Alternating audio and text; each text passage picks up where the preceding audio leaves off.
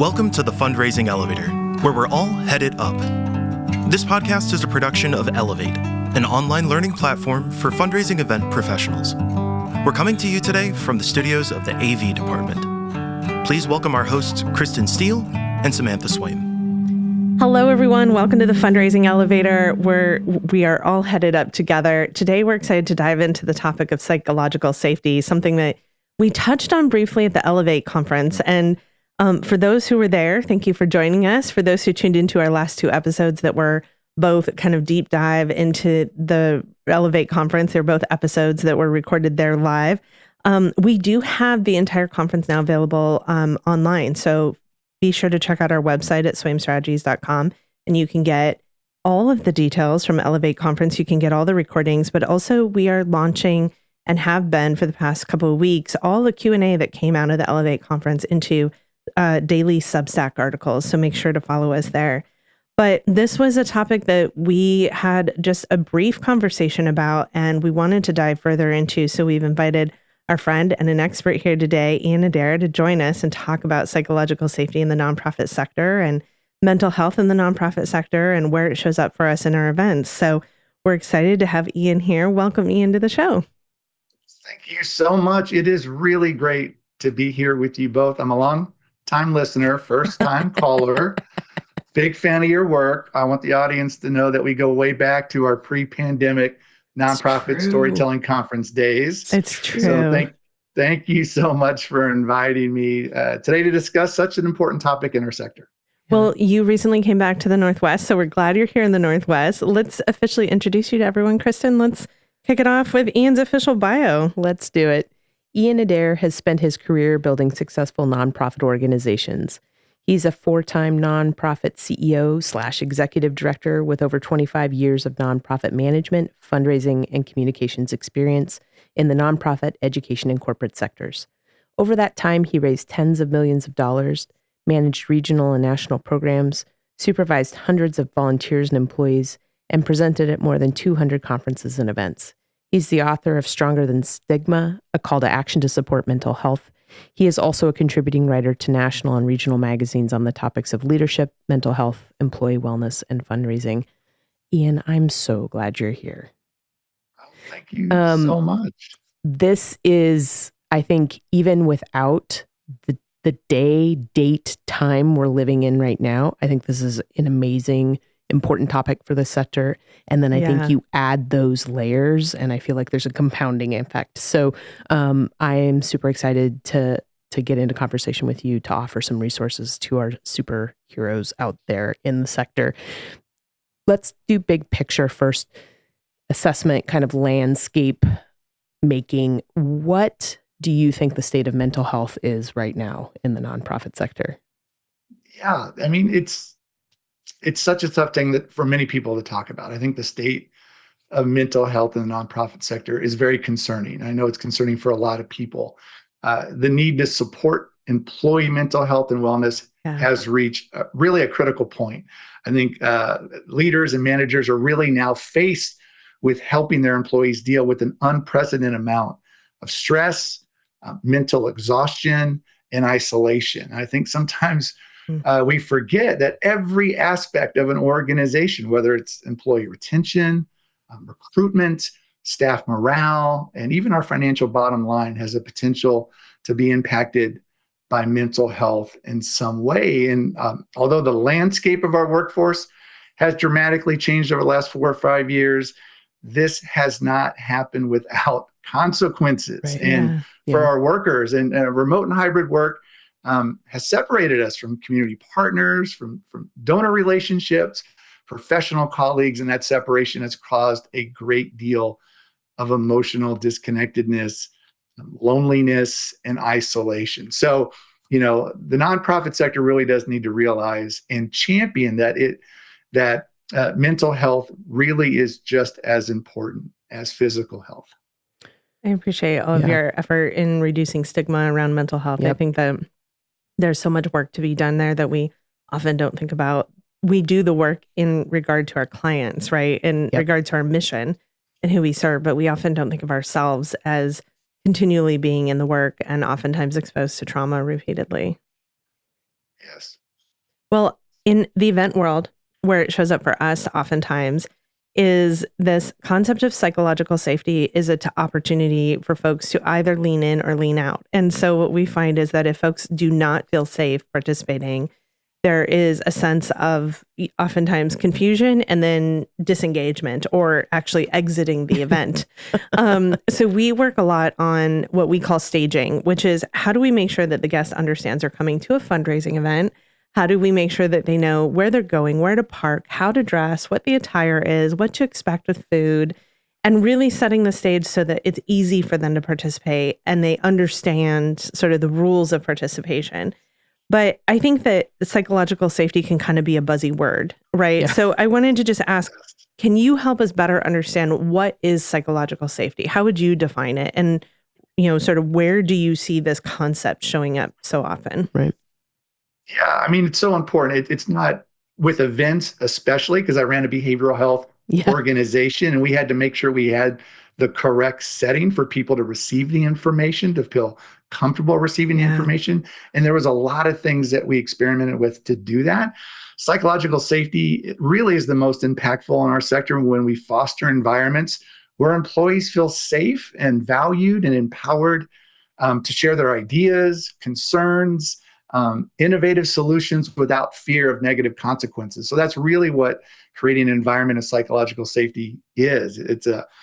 This is a sense of safety that encourages open communication, which is critical for all the things that we want to do, collaborate and build diverse teams and work towards a common mission. So psychological safety, I like to say, as a bonus, also helps mitigate nonprofit professionals against burnout and turnover. And those are the things that are really plaguing our sector. So creating that supportive workplace culture that prioritizes employee well-being is really what psychological safety is all about.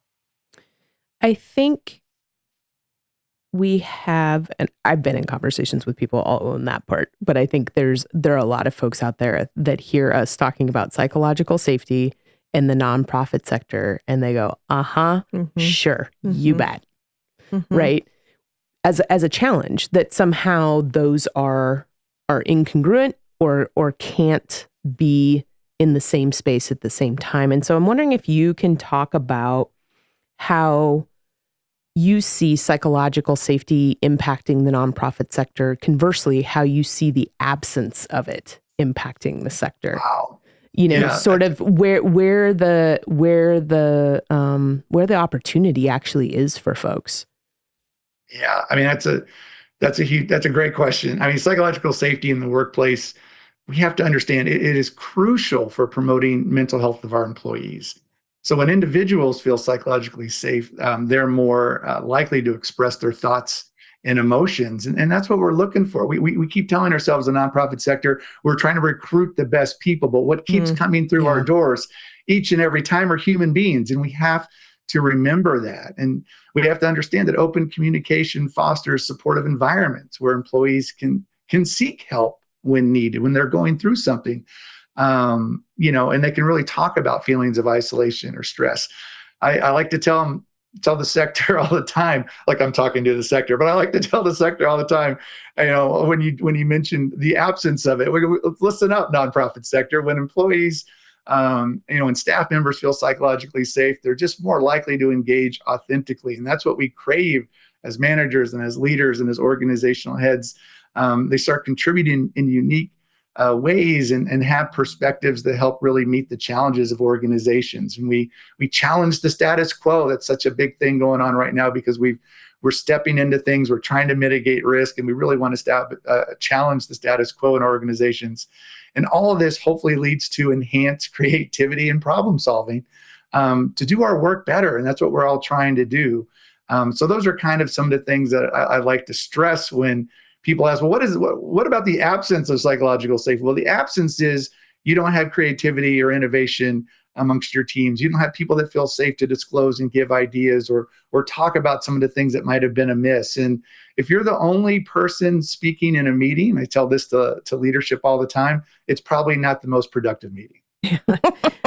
True. We've all been in that meeting. Well, we're all in the nonprofit sector, we're all in the business of problem solving, right? We're all addressing a need in the community. And so I think that idea of like more universal engagement of being a problem solver, a participant in the conversation, an innovator.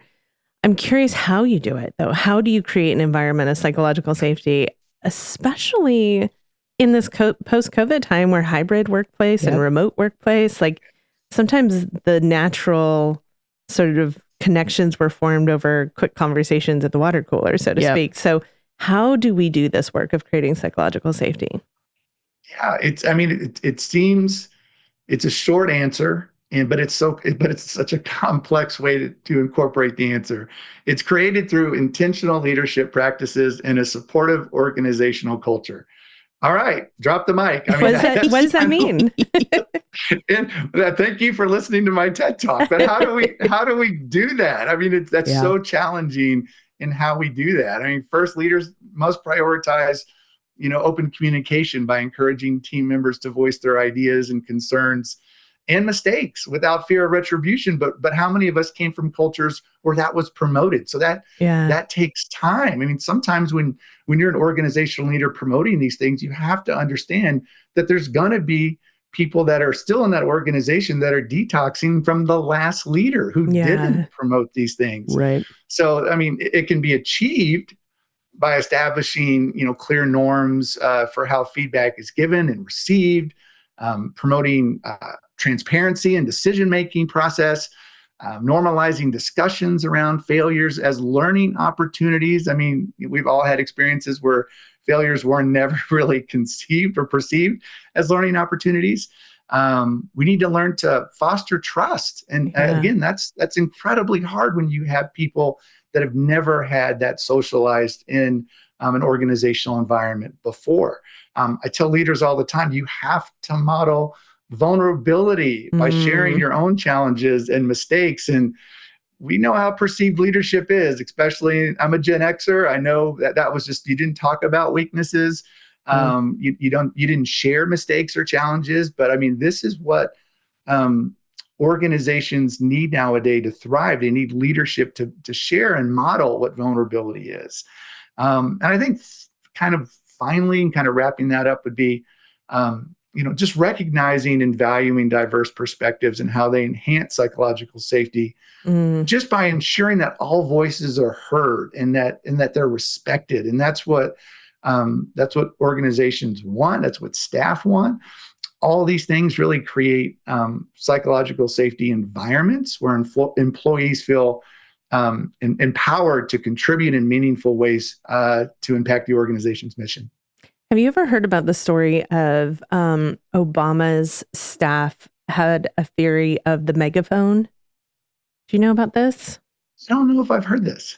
So in an effort to make sure all voices were heard and that they were working to make sure that sort of all ideas were on the table, they had a practice among their staff of intentionally listening for when a voice was getting run over or drowned out, right? That perhaps someone threw out an idea and the conversation continued and no one reflected back, gave it time, gave a pause to it.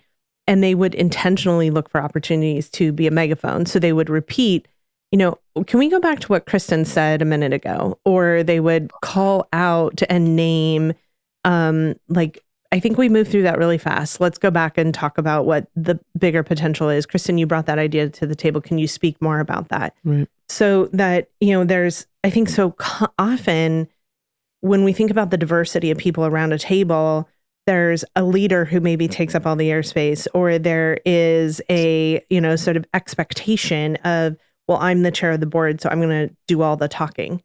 And this was an opportunity for them to say, yeah, but the idea that's coming from that person who just started a week ago is just as important to the conversation. So I love that idea. It's something that I've tried to think about and institute in a workspace of really being intentional about listening around whose voice just kind of got skipped over or missed over, and how do we come back to it? Oh, yeah. I mean, leaders are always looking for ways to be proactive in creating these environments. I mean, we know that for most nonprofit employees, one of the things that they come back when they leave an organization, they'll talk about no one ever listened to me. I never felt like I was heard, or I didn't have the opportunity to share my voice. And those are two powerful things that keep people feeling any sense of belonging in the organizations that they work for. So having a strategy like that, and that is a fantastic strategy to incorporate, is incredibly impactful, especially for people who are just finding their voice, for that to be validated and then to continue to go back and allow an opportunity to help possibly help an idea grow even further, can add a huge impact to a team member who's just getting their feet under them in an organization, or one that might be thinking or feeling that this isn't the right organization for them, and help them be a little bit grounded and feel more like they belong. So I love that strategy. Yeah. I think what I love in that too is the idea of dispersed leadership. Yeah. And because I think, Ian, when I hear you talking about leadership, I'm anticipating, I'm holding our audience in my other ear. And I think when we talk about leadership, sometimes it's capital L leadership, and sometimes I think there's a gulf, right? Without folks actually seeing the leadership that's imbued in their own space and those around them, and sort of more of the micro communities that get made in organizations. And I think that all of these are opportunities and places to create psychological safety. So while there may be some gulf between maybe your team and capital L leadership at large in terms of what they're doing to create safety and space for you, you can take and be empowered in your smaller space and with your smaller team to be activating some of these practices, so that it isn't just an all or nothing stance, right? That within organizations, this is something everybody can practice to impact culture. Yes, when capital L leadership is doing it, it's a different level of buy-in, right? And a different sort of wave of change that can be created, but also that wave of change can be created from the inside out as well. I want to throw... Yeah, 100%. I keep... When we talk about nonprofit leadership, and a lot of people think you have to be the executive director or the CEO to do that, I try to remind them that, leadership has evolved a lot over the last few years. And we keep hearing people talk about culturally competent leadership, servant leadership, leading with kindness. And I like to tell people that leadership today really is about taking care of the people responsible for the work, not just the work itself. And you don't have to be a board chair or CEO or an executive director or the head of a development team to feel that way, or to incorporate those practices. And like you said, a capital L leadership. So you can do that even within your own teams and your own committees, with your colleagues, and just remind yourself that if somebody's going through something, whether it's a traumatic experience, whether it's dealing with the mental health crisis, there are ways that we can support that person through those challenges or obstacles, where they feel safe and valued in an environment, to where they stay and they want to continue working to solve the organization's issues and the challenges the nonprofit's facing. So you can lead from every chair. We've heard terms like that before, but it really is possible if we look at let's look at the people first. I mean, that's what we all are. I mean, I'm 50 years young right now, I'll admit it. And I remember all of the leadership training early in my career was, no matter what you're going through personally, you leave that in the parking lot. I'm hearing those analogies before you walk through those doors. And who among us can manage our emotions, manage our mental health in those 15 to 30 steps before we walk through a door of our organizations? And so I'm so glad that we're turning the ship in the direction to understand that the more we can support our people, everything else will just continue to grow and flourish through that model. I want to throw you a curveball and ask you the other side of the coin. How does that bleed into our donor relationships?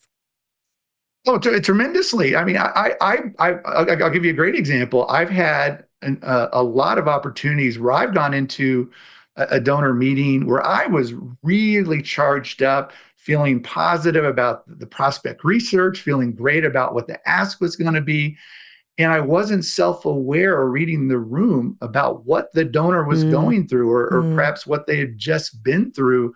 And I've made some asks where, in retrospect, were completely inappropriate asks, where probably those meetings should have been canceled, because I'd found out later that somebody was dealing with a death in their family, somebody was dealing with a health issue, and obviously the last thing on their mind was how they could impact my organization. Right. I think we really have to understand that when we're feeling good, it doesn't necessarily mean all the other things are in place for us to do our work. And we have to read the room, and we have to look at what people are going through.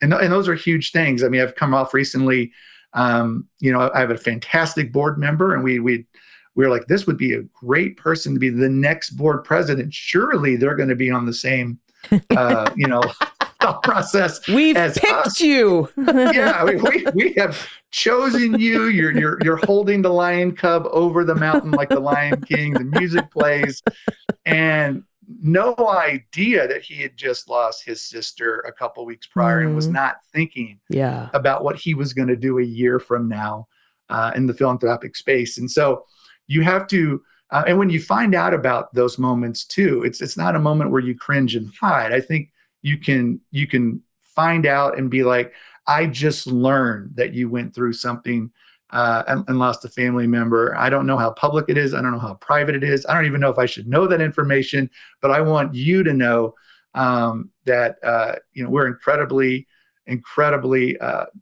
appreciative of everything you do for our organization. If there's any opportunity you need to speak about this, or if there's time off that you need, please let me know while you go through the grieving process. And he was incredibly appreciative of that conversation in that moment. Well, I want to come back in a moment. We're going to take a short break, but when we come back, I want to ask a little bit about how you assess your psychological safety, or your team's sort of mental health. So we'll be right back with Ian Adair to talk more about psychological safety.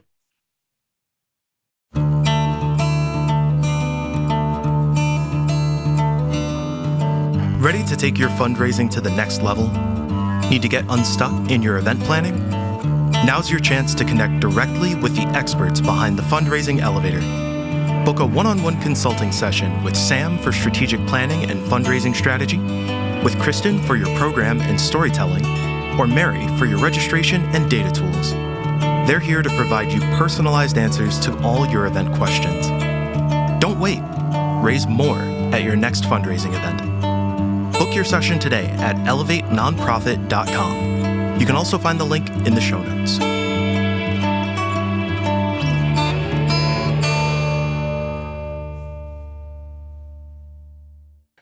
Welcome back. We are here with Ian Adair talking about psychological safety, because, humans got a human, and we got to learn how to human together. Yeah. Right.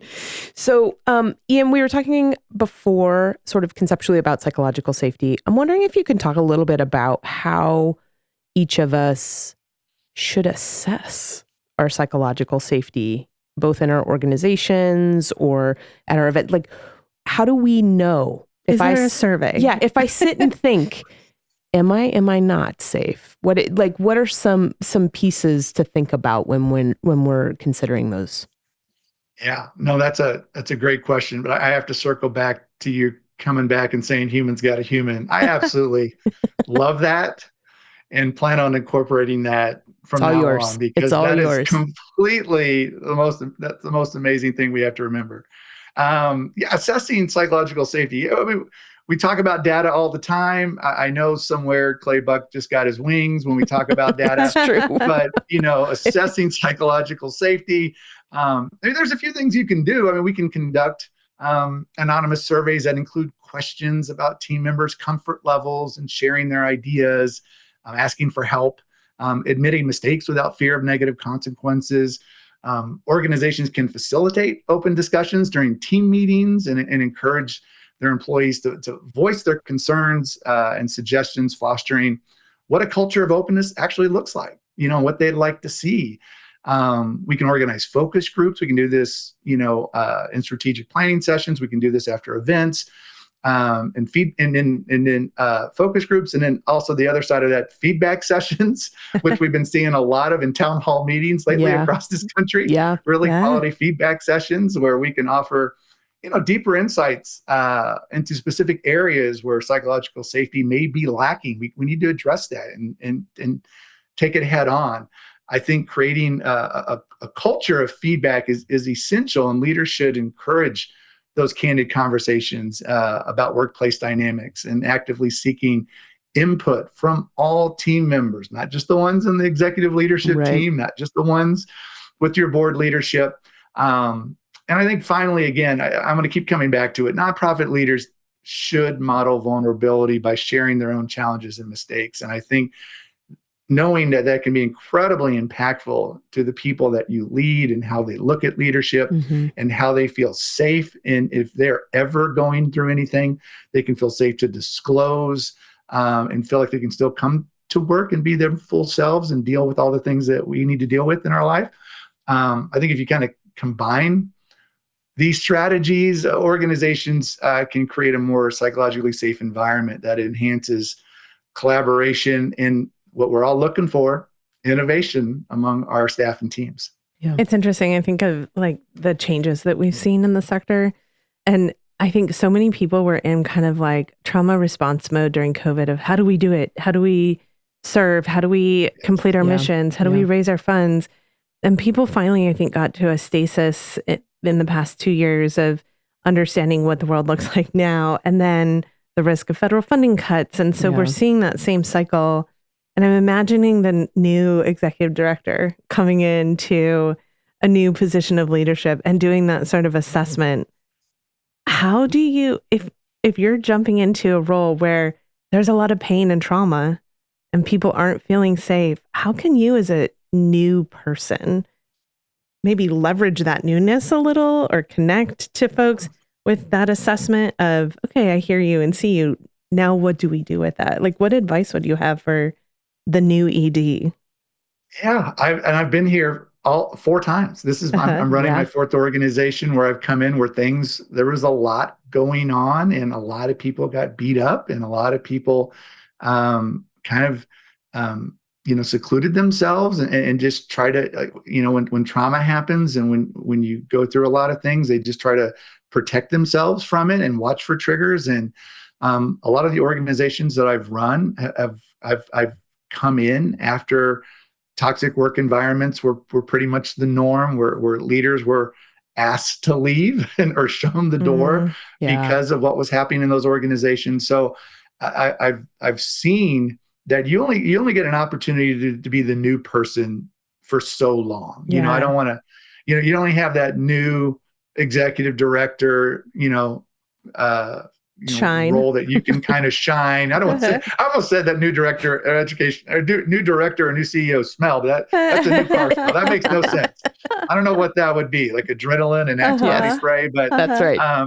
You only have that opportunity to come in and say, look, you have to understand that people have been through a lot. You have to understand and know that people are going to be a little timid to share. And so that's why modeling vulnerability is so important. I think leaders, if they do that, they should feel like they can openly share their own mistakes and learning experience and really set the tone that mistakes are part of growth. I'll repeat that. Yeah. Mistakes are part of growth, and that encourages others to do the same. I think another way we can help increase psychological safety is just fostering open communication. Encourage team members to share their thoughts and ideas, not just in one-on-ones, in team meetings, in committees, in board meetings. I know a lot of nonprofit professionals feel like they don't have a voice in board meetings, even when they're asked to share. They feel like, okay, on the agenda, I'm giving my report, and now I'll be mute for the rest of the meeting. And so you have to encourage them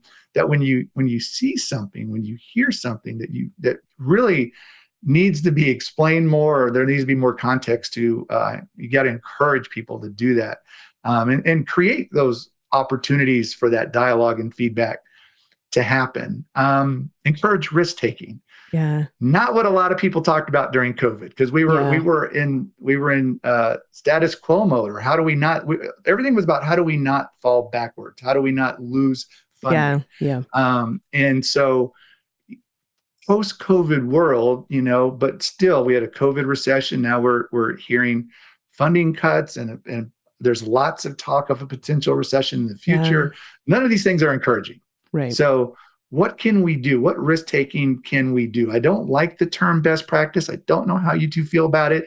I really feel like the things that work the best are evolving practices and emerging practices, and then finding what works for your organization. It's so easy to look over the fence at another organization doing amazing work and going, I bet their game plan will work for us. Yeah. And that's not really what it is. And for all those folks that talked about best practice during COVID, I had to remind them that when was this best practice last used? Was that the bubonic plague? Was that what era in our history did that practice work during the pandemic? So it's things like that, providing constructive feedback and focusing on delivering feedback that just emphasizes improvement, not criticism. It's so easy to criticize, especially events. I'm an event person. I do most of my storytelling at events. I love nonprofit events. I know there's a huge swath of consultants out there that aren't event people, but I'm an event person and I encourage nonprofits to do events. I think it's a great way to introduce missions, great way to build relationships. And I think there's a lot of things. I just had my first big event last week. And everyone's like, amazing event. And then in fine print, bullet. Well, what we could have done was, I wish there was a restroom that was closer to my side of the room. And then all these other things. You just put on an amazing conference. Congratulations to you both. I've seen so many wonderful things about it. But I'm sure you got feedback was like, well, it would be great if there was like massage chairs there. Or it was great if the coffee was on all day. It's always little things like that we get back. And we try to remember that constructive feedback is one that emphasizes, what improvement looks like. And then recognize contributions. I cannot harp on this enough. Perhaps we do a telethon podcast talking about recognition. But as fundraisers, what have we been conditioned to do? We got to thank our donors in the first 72 hours. You got to thank your sponsors in a certain period of time. You got to write thank you notes every Friday. All these things that we've been told we have to do. You always got donor love, all these things. And I never thought that was the best way to go about it. I think, when are we not thanking our people? When are we not taking the time to recognize the contributions of our volunteers? When are we not recognizing the contributions of the staff that are doing the work? Just because I'm the goofball on stage that's emceeing the event and telling some bad jokes, I got to give credit where credit is due. And that's my director of philanthropy. That's my volunteers. It's those folks. That's my committee.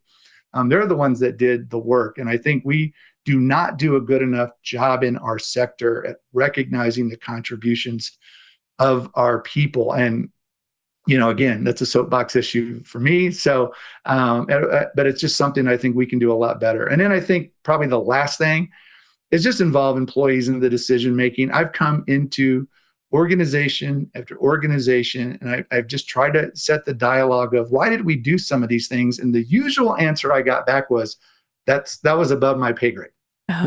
Oh. And that just guts me.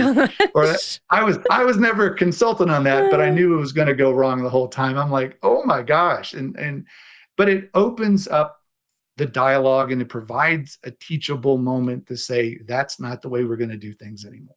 Yeah. And I think those are some of the best ways that after you get that assessment, after you kind of look at how people are responding to what the environment used to be like. Those are the things you can do to increase psychological safety in your organization. Yeah. And I think I want to underscore what I'm hearing from you and what I think can help propel people into this work is that anytime we're in workplaces where we feel unsafe, our work is diminished, which means the work of the folks around us is diminished. And ultimately, follow that chain through ad infinitum, but really the mission work is also diminished. Yeah. And the experience of everybody intersecting with our organization is as well. And so while this may be, from my vantage point as employees, something that's going to, when we talk about with them, right? What's in it for me? Like, this work can make my desk and my sphere better, but the amplification effect of that is more than the sum of its parts. And so I'm wondering if you can talk about an example of a time where this work within an organization really changed what was possible for them. Because I think we're trying to make it that people want to come to work, right? That's like when we talk about barriers of entry, that feels low, but for some, that's where we're starting, right? Right. But ultimately, the compounding effect of that looks like what? Yeah, it has been interesting as you enter into an organization, usually after a tumultuous time period in that organization's history, coming into an organization after a leader has been let go, to really try to get a sense of, what this work really looks like. And I think to give an example kind of in time where it really worked was I ran a foundation in Tampa, Florida, called the Grace Point Foundation. And I got there in 2017. And I was the 7th executive director in 10 years. So and you said yes. Good on you. Enter funny word problem of how that worked out. And so it was really my motivational welcome to the organization speech was, congratulations, you're the last one we're going to hire. And it was interesting. Even my first day when I went by one of the folks in HR to take me to my office, they had totally forgot to set it up after the last person was shown the door, and that was like an 8-month gap. Wow. And the people in that one particular building had turned that office into the storage room of the building. So we opened the door like 2 feet and it got stuck by file cabinets and desks that were piled in there. Oh my gosh. And the look on her face was just complete horrified that she's like, oh no, we forgot to set up your office and move this stuff. And I'm like, well, if this isn't the red carpet and the welcome wagon, I don't know what is. But it didn't make any sense. It was a mental health foundation attached to the largest behavioral health organization in the state of Florida. It did amazing work, crisis behavioral health for adults, for children, like 30 different case management programs, a huge homeless services outreach program. So it was a great organization with strong mission. It had great board members, but they were just not getting any real traction in the community or any mission awareness about what they were doing, because 2017 in the state of Florida, it was very hard for people to really talk openly about mental illness, about suicide, about addiction challenges. And then I kind of came in and said, well, if whatever we were doing wasn't working before, I think what we need to do is start addressing it head on. And so it was only when we fostered open communication at board meetings for the first time, and only when I started modeling vulnerability in the mental health space, because I'm very open about the mental health challenges of my family and the addiction challenges of my family, and what those meant and how those shaped me in my personal and professional life, that I got senior staff and board members to start doing that, not only in meetings, but also in events. And I'd love to talk more about that.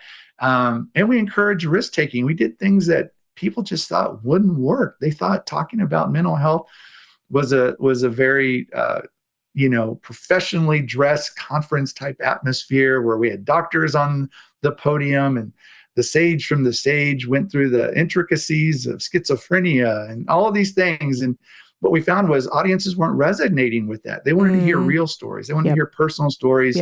They wanted to not just hear the definitions of challenges. They wanted to hear how people were getting through the rough times and what that messy work looked like.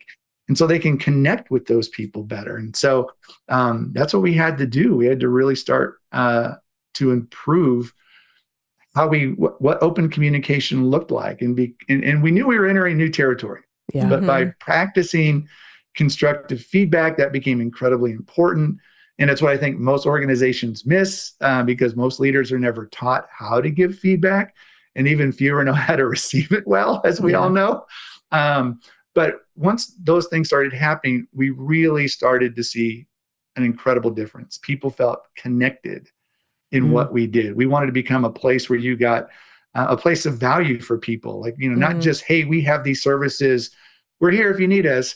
We wanted to educate people on what mental health challenges looked like. We wanted to educate people on what, not just what our services were, but the impact they had on the community, and what they can mean to families, or what they can mean to organizations. And so those are the things that we had to incorporate. And so it was great to see people respond to just that philosophy. And for events, because I know this is an events crowd here. I want to please the event audience. If I was introduced that as an event, it wasn't like some airbrushed AI generated bio photo that went on the screen. It was a testimonial page that shared my mental health journey. And people would read that as I walked up there. And then when I got up to the stage, one of the first things I always said was, who in the room has been impacted by either mental illness, suicide, or addiction, either in your family, and one of your 4 to 5 best friends, or yourself? Please raise your hand. And you would get this massive response of 90, 95+% of the people in the room. And what that did was it created an opportunity for people that walked into an event about mental health. They knew what they were walking into, but it created that opportunity for them to look around and say, okay, I'm in a safe place with people that have a shared experience.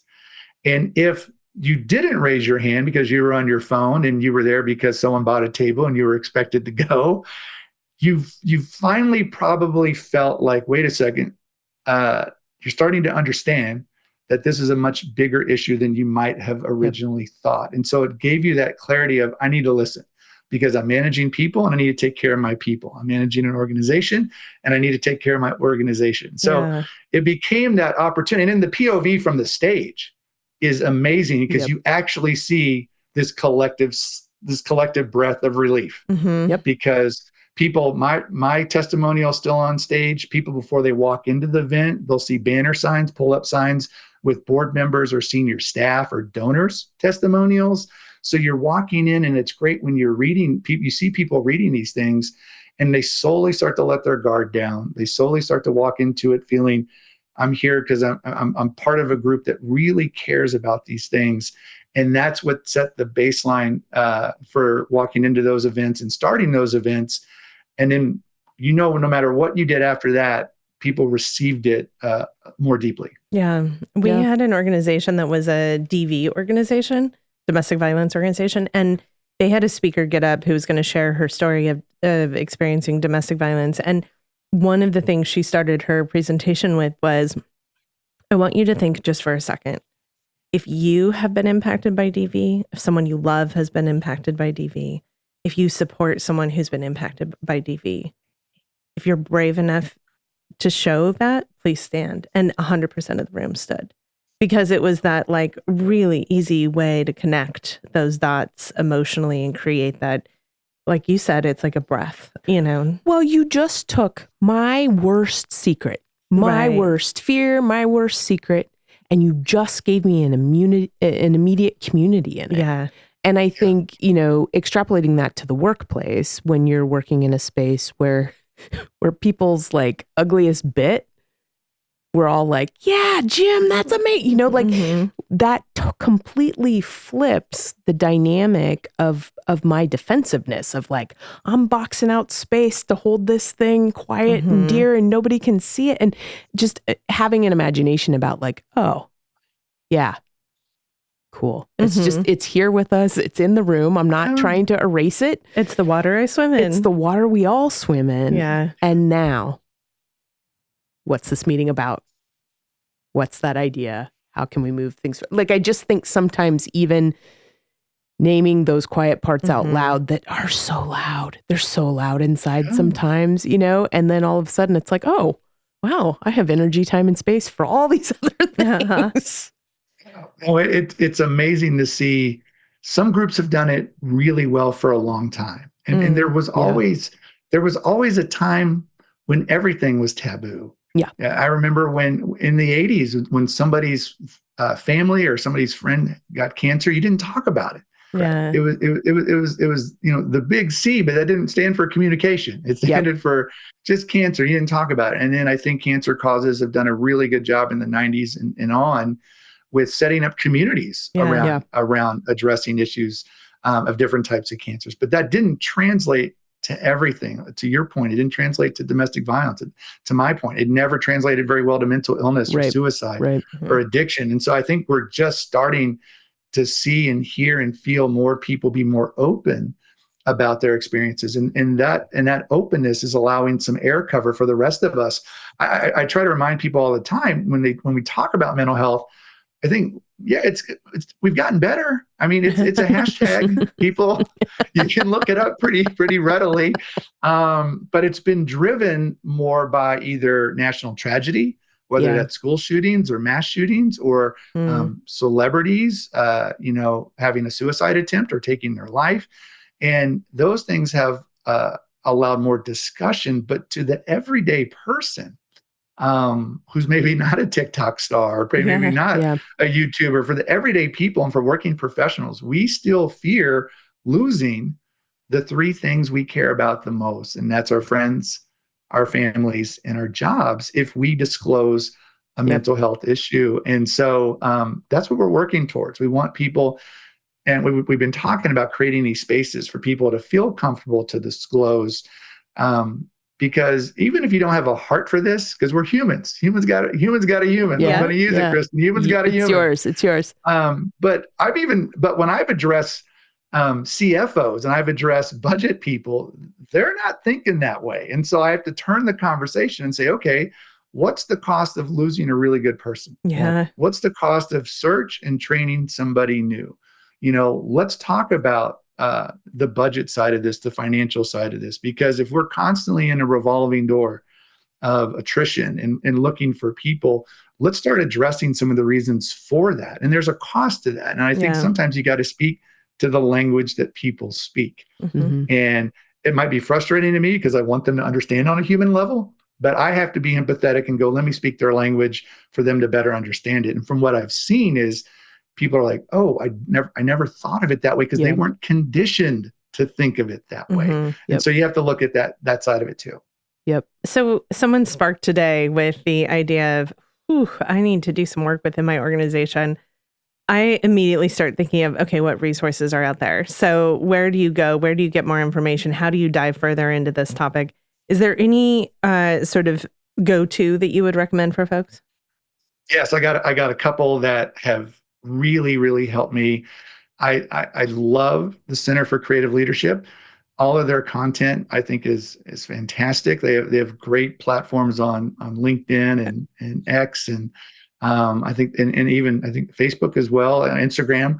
But the Center of Creative Leadership, lots of great stuff around leadership development, around building a culture of empathy, a lot of great stuff on psychological safety and how to build trust in your organization. So I constantly go to them for pearls of wisdom, for strategies, and I recommend them highly. And I think another one that I've really come to really like over the last few years, it's an organization called Hacking HR. And great Instagram, fantastic LinkedIn, great content on feedback. Again, something that is a triggering word for a lot of people. Yep.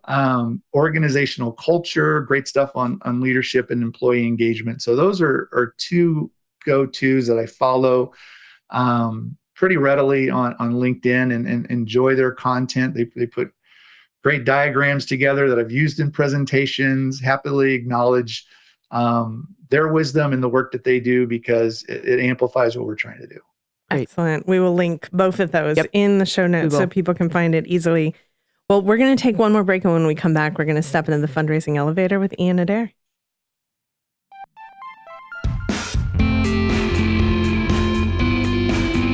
Are you ready to engage supporters and grow your base with your own podcast? Then let us introduce you to our partners at the AV department in Portland, Oregon. In addition to delivering exceptional live event audiovisual production and videography, they also have a top-tier production studio and an expert team ready to take your content ideas to the next level. Contact the AV department to schedule a consultation and start bringing your podcast vision to life.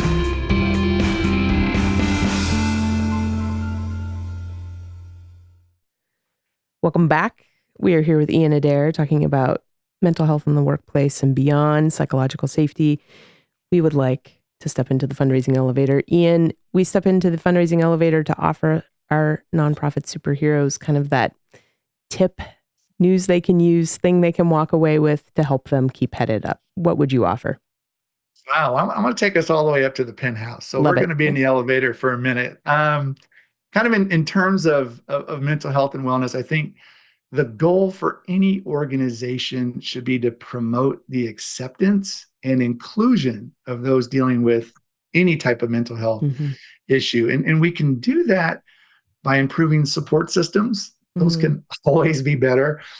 Creating safe environments for discussions to take place, and then offering educational and training around mental health related topics. And I used to tell people all the time, one of the best parts about promoting mental health is there's usually a mental health day or week or month somewhere on every month of the calendar. There's a couple of months that we took off, but there's so many, I think there's at least 6 or 7 months where there's something specific pertaining to mental health. And I'm very grateful for that because it allows a little bit of a roadmap to help organizations.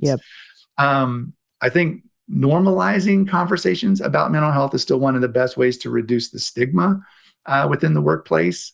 Creating a culture of empathy and psychological safety and wellness involves a great deal of consistency and effort, but most importantly, it requires support from organizational leadership. So again, I like to keep saying, and I'm a little bit of a broken record about it, that leadership today is about taking care of the people responsible for the work, not just the work itself. And as we finish our climb on the elevator, I guess I just want to say, I'm going to work that analogy to death. I love it. Like, more than ever, it's essential to instill an importance of nurturing an environment of openness at work regarding mental health and to better support our employees. But again, this requires employees to feel psychologically safe before discussing a challenge or an issue that might arise. So understand you have to put in the work. It's not just going to magically change just because you're there. And, I can't walk into my new organization and just be like, everything's different now because I wrote a book a couple of years ago. That's not how it is. It's consistent, everyday practicing these things to make people feel safe and to make people feel like they're in an environment and in a work culture that values every part of them, for them to want to be able to disclose and feel comfortable sharing ideas and sharing thoughts. And so that's where the magic happens. So that everyday consistency, we have to continually remember that it's not just one training that's going to do it. It's consistent effort each and every week and each and every day. Telling me I'm safe and me feeling safe are different things, and that it's consistent practice to get from one to the other, for sure. So we arrive at the penthouse and the elevator doors open, and there's a room full of listeners that have all joined us up there that want to know how to get a hold of you, Ian. How do folks find you? And I want to put in a little sort of plug around, how do they invite you to speak on their stages? Yeah, it's I appreciate the opportunity. Again, thank you both. I know you're coming off a conference experience and no downtime at all. You were forced to deal with me on your calendar. Huge thank you. Gladly to be a part of that. Gladly. So, how can you find me? I have a kind of a public relations speaking site. I feel weird even saying that, but strategy27.com is where you can learn more about my thoughts on the fundraising sector, what I speak about in the mental health sector, where I speak, when I'm speaking next, a little bit about who I am and where I come from and all that great stuff. So strategy27.com is where most people go to kind of learn a little bit about my career and some of the things that I've done in the nonprofit sector. Always open to connect with people on LinkedIn or Instagram. I've even given Blue Sky a try. It's been going pretty well so far. Yeah, we've liked that too. enjoying that platform a bit, but I love connecting with people on LinkedIn. Always happy to continue this conversation and have one-on-one conversations with people. I think, we all have things that support our mental health, and connecting with other nonprofit professionals has always been something I just enjoy doing, especially when it's around these issues that I'm so deeply connected to. And so that's just part of my path to wellness. I think we're always on that path, and I love doing that. So I appreciate the opportunity to share how people can get hold of me. And I want to say right now, because I'm having a little bit of issues with the second edition of my book, if anybody is interested, I'm happy to share with them and send them a copy of the book if they're looking to really do some deep work into the mental health and wellness space for their organization. Amazing. Well, Ian's book is Stronger Than Stigma. I think that it's such an important topic in the nonprofit sector that we're not talking enough about. So thank you for being a voice and a leader in that space. And thank you for joining us today. And I agree with you. I think that a lot of the ways that we can combat the sort of isolation or, I often say that the comparison game we play in the nonprofit sector is often steals our joy.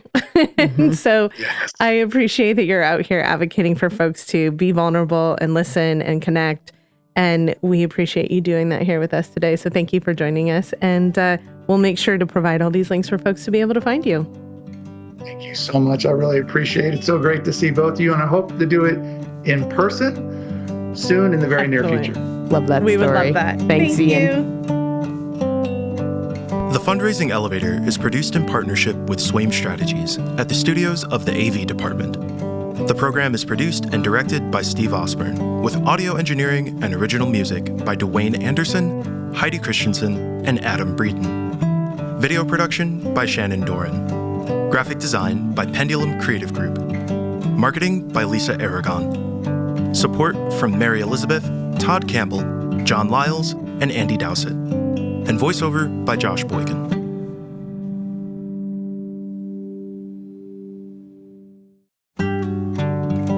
Friends, before we leave you, we want to ask for your help to make the podcast grow. If you enjoyed what you heard today, please follow, subscribe to the Fundraising Elevator. And if you're getting a lot out of the show, please share it with a friend and leave a review. These things help make sure that the podcast continues heading up. Thank you so much for tuning in. We've been partnering with Greater Giving for over 20 years as our go-to event auction software. Greater Giving allows us to do our job planning fundraising events even better because we can manage guest lists, seating, bid number assignments, and sales all in one place. That makes it great for our nonprofit partners and their guests. Check out Greater Giving for your next event at greatergiving.com. Link in the show notes.